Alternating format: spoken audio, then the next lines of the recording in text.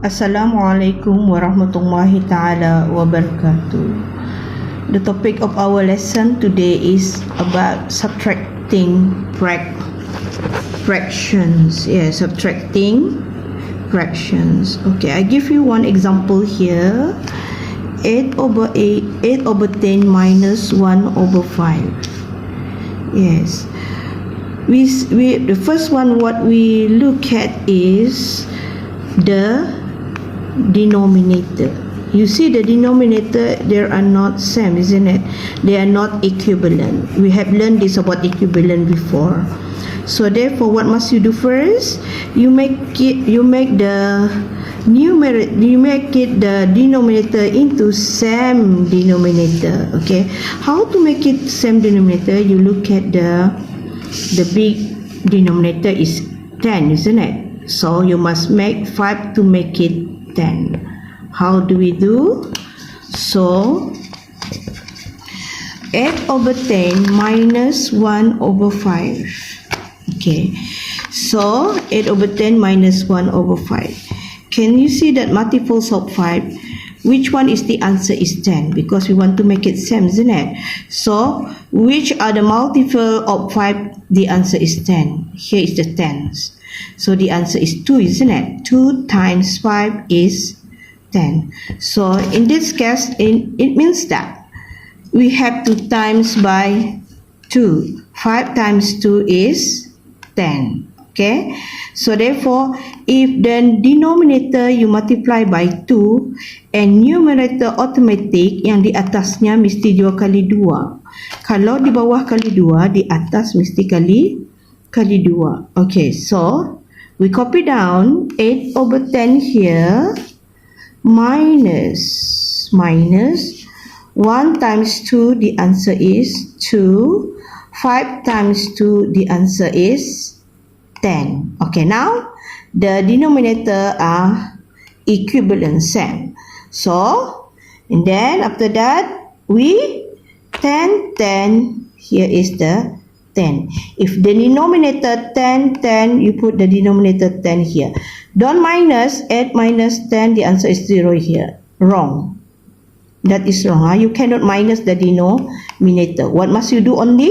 You minus the numerator. 8 minus 2, the answer is 6. Okay, now, because 6 over 10, we can simplest. You know, simplest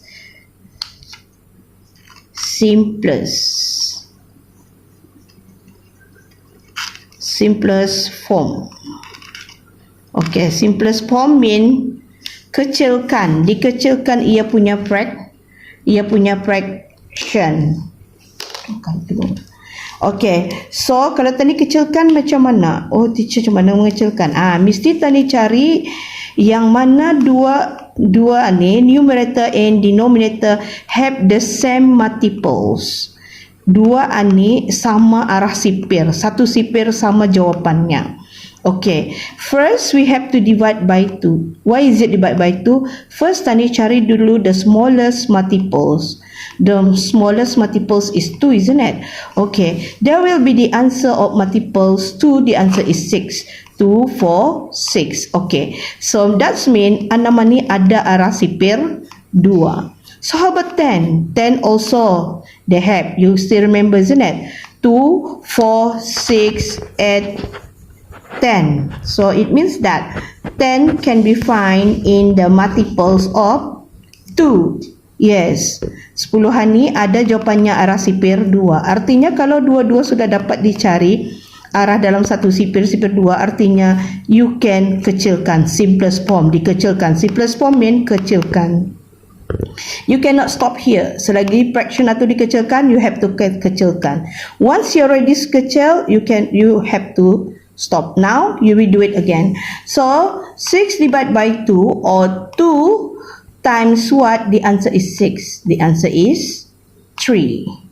And then 10 divided by 2 ataupun 2 kali berapa? The answer is 10. The answer is 5. So therefore 3 over 5 is the answer. Dapat dikecilkan? No, cannot. We divide by 3. Is there any multiples of 3? The answer is 5. No, isn't it? So therefore artinya iatah yang paling damit ni. Simplest form. So the answer is 3/5. So therefore 8/10 minus 1/5, the answer here is 3/5. Yes, the next example is find the difference between 1/4 and 7/8. So in this case, artinya cari perbezaan 1/4 dan 7/8. In this case, we have to move this one 7/8 minus 1/4. So sama jua, the same question, find the difference between 2 and 8. Artinya 8 tolak 2 jawapannya 6. Samanya soalannya ni kalau tadi fikirkan. Artinya this is not mean that 2 tolak 8 the answer is 6. Wrong. It means that 8 minus 2 is 6. So when come to fraction, sama jua, same. So we have to move. Ini di depan. Okay, so 7/8 minus, make sure, ingat itu, when you do this, when you find out the question, find the difference between what fraction and what fraction. So kalau difference ini, artinya 7/8 we put to the front. So 7/8 minus 1/4 is, we copy down, the same as we look at the same denominator here. So how to make it equivalent? So 4 multiples of 4, there will be the answer is 8, isn't it? So the same thing is here. So 8 here. So therefore, what is the answer? 2 times 4 is 8. So therefore, artinya kita ni kali dengan 2. Ada sipir 2, jawapannya 8. So 1 times 2 is 2. 4 times 2 is 4. 4 times 2 is 8. So therefore 7/8 minus 1 times 2 is 2. 4 times 2 is 8. So minus. So 8. Same denominator, 8, you put the denominator is 8 here. Now we minus the numerator. 8, what you minus? Only the numerator. 7 minus 2 is 5. So the answer is 5/8. In this case, this fraction we cannot simplify. Why? Because 5 can be divided by 5, but 8 we cannot divide by 8. Kenapa? Pasal jawapan 8 ni ada dalam sipil 5. So in this case, artinya 5/8 is the answer. So therefore 1/4, the difference between 1/4 and 7/8, the answer is 5/8.